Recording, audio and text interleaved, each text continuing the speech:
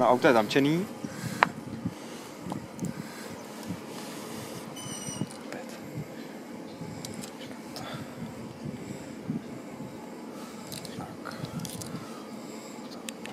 Odemykám.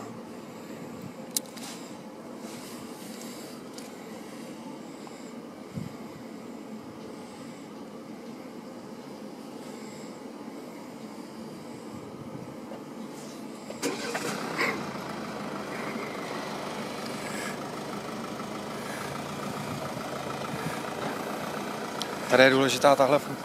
To neumí jet jenom, mohli bychom jet 15 metrů dopředu, ale může se stát, budu mít v garáži něco, budu tady mít sloup. Aha. To začne dělat. Samozřejmě, pokud by to auto umělo jet pouze dopředu, tak se zastaví, protože mě vidí jako překážku. Ečko je samozřejmě chytřejší.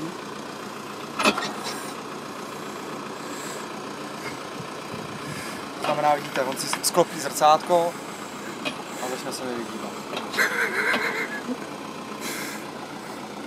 No, přijde naprosto bezpečně.